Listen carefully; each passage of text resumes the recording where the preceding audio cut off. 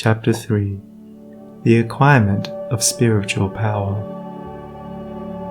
The world is filled with men and women seeking pleasure, excitement, novelty, seeking ever to be moved to laughter or tears, not seeking strength, stability, and power, but courting weakness and eagerly engaged in dispersing what power they have. Men and women of real power and influence are few, because few are prepared to make the sacrifice necessary to the acquirement of power, and fewer still are ready to patiently build up character. To be swayed by your fluctuating thoughts and impulses is to be weak and powerless. To rightly control and direct those forces is to be strong and powerful. Men of strong animal passions have much of the ferocity of the beast, but this is not power. The elements of power are there, but it is only when this ferocity is tamed and subdued by the higher intelligence that real power begins. And men can only grow in power by awakening themselves to higher and even higher states of intelligence and consciousness. The difference between a man of weakness and one of power lies not in the strength of the personal will, for the stubborn man is usually weak and foolish, but in that focus of consciousness which represents their states of knowledge. The pleasure seekers, the lovers of excitement, the hunters after novelty, and the victims of impulse and hysterical emotion lack that knowledge of principles which gives balance, stability, and influence. A man commences to develop power when, checking his impulses and selfish inclinations, he falls back upon the higher and calmer consciousness within him and begins to steady himself upon a principle. The realization of unchanging principles in consciousness is at once the source and secret of the highest power. When, after much searching and suffering and sacrificing, the light of an eternal principle dawns upon the soul, a divine calm ensues, and joy unspeakable gladdens the heart. He who has realized such a principle ceases to wander, and remains poised and self-possessed. He ceases to be passion's slave, and becomes a master builder in the temple of destiny. The man that is governed by self, and not by a principle, changes his front when his selfish comforts are threatened. Deeply intent upon defending and guarding his own interests, he regards all means as lawful that will subserve that end. He is continually scheming as to how he may protect himself against his enemies, being too self-centered to perceive that he is his own enemy. Such a man's work crumbles away, for it is divorced from truth and power. All effort that is grounded upon self perishes. Only that work endures that is built upon an indestructible principle. The man that stands upon a principle is the same calm, dauntless, self-possessed man under all circumstances. When the hour of trial comes, and he has to decide between his personal comforts and truth, he gives up his comforts and remains firm. Even the prospect of torture and death cannot alter or deter him. The man of self regards the loss of his wealth, his comforts, or his life as the greatest calamities which can befall him. The man of principle looks upon these incidences as comparatively insignificant, and not to be weighed with loss of character, loss of truth. To desert truth is, to him, the only happening which can really be called a calamity. It is the hour of crisis which decides who are the minions of darkness, and who the children of light. It is the epoch of threatening disaster, ruin, and persecution, which divides the sheep from the goats, and reveals to the reverential gaze of succeeding ages the men and women of power.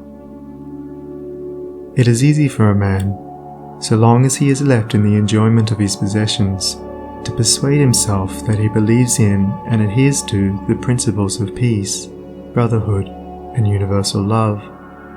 But if, when his enjoyments are threatened, or he imagines they are threatened, he begins to clamor loudly for war, he shows that he believes in and stands upon, not peace, brotherhood, and love, but strife, selfishness, and hatred.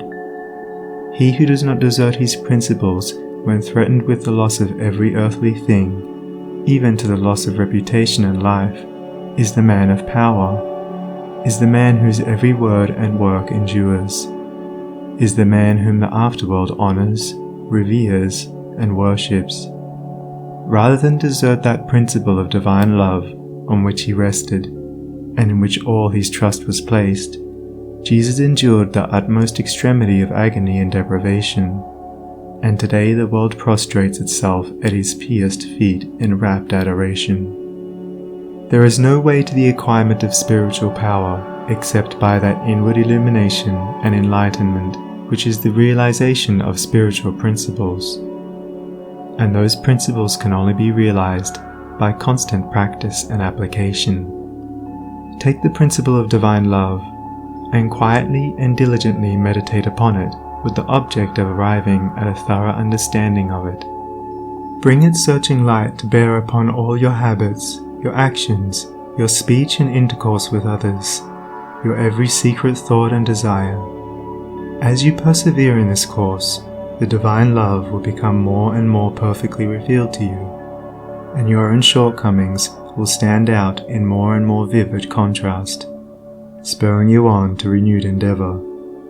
And having once caught a glimpse of the incomparable majesty of that imperishable principle, you will never again rest in your weaknesses, your selfishness, your imperfection, but will pursue that love until you have relinquished every discordant element and have brought yourself into perfect harmony with it. And that state of inward harmony is spiritual power. Take also other spiritual principles, such as purity and compassion, and apply them in the same way. And, so exacting is truth, you will be able to make no stay, no resting place, until the inmost garment of your soul is bereft of every stain, and your heart has become incapable of any hard, condemnatory, and pitiless impulse. Only insofar as you understand, realize, and rely upon these principles will you acquire spiritual power, and that power will be manifested in and through you in the form of increasing dispassion, patience, and equanimity. Dispassion argues superior self-control.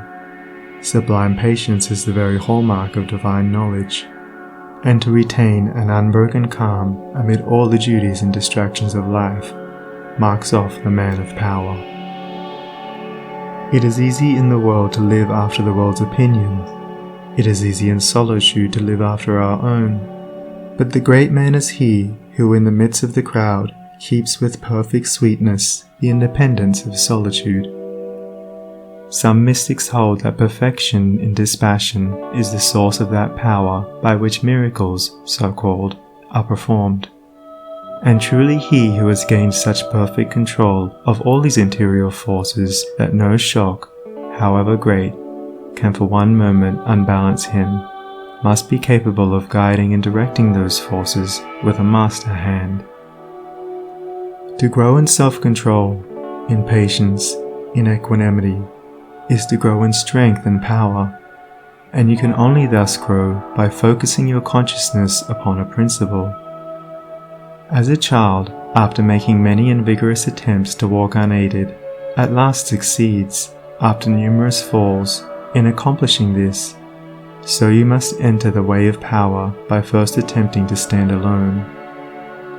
Break away from the tyranny of custom, tradition, conventionality, and the opinions of others, until you succeed in walking lonely and erect among men.